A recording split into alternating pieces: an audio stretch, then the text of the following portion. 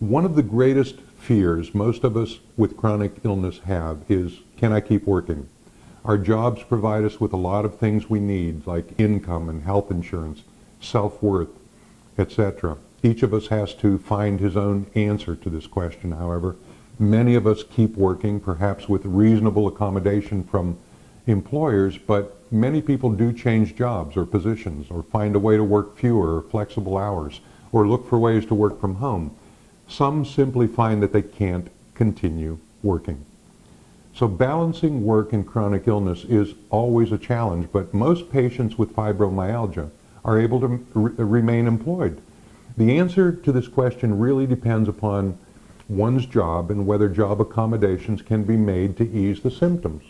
Also, the development of other medical conditions may make fibromyalgia symptoms more severe and lead to the need to consider early retirement or disability.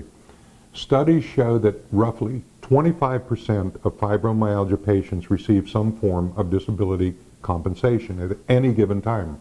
Many people with severe fibromyalgia still wish they could continue to work.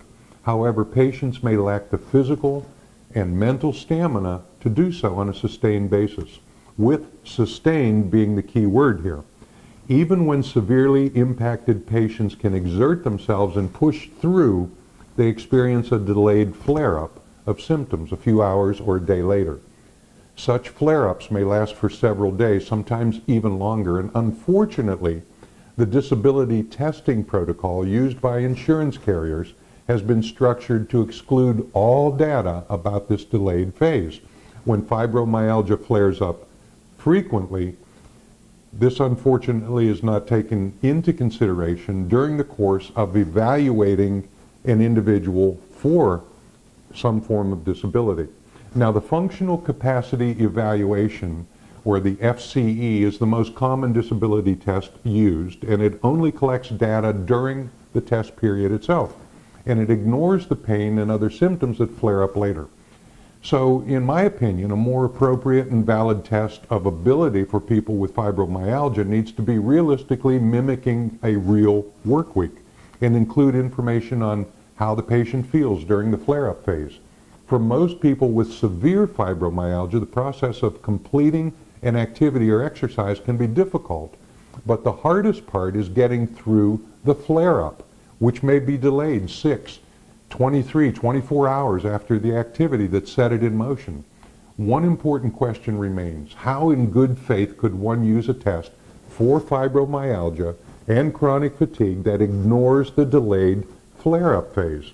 Unfortunately, this question is yet to be answered. Debilitating illness like fibromyalgia are covered under the Americans with Disabilities Act, which means you're entitled to reasonable accommodation from your employer.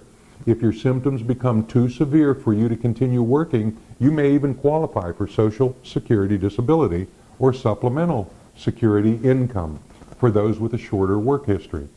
Also, talk to your employer about whether you're covered by long-term disability insurance and look into other disability benefits programs. These kinds of accommodations may help you keep working. Making other lifestyle changes can help manage your symptoms, and they can also help make it easier for you to continue to work. You know, over the years I've treated hundreds of fibromyalgia patients, and they've all asked me very similar questions about living with fibromyalgia. So if you've found this information valuable and you'd like to get the rest of the 20 frequently asked questions, then go to www.answerstofibromyalgia.com.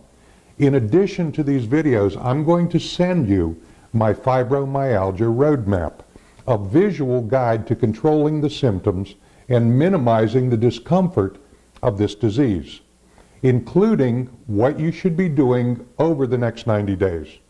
This is Dr. Richard DiCenso, and here's to your health.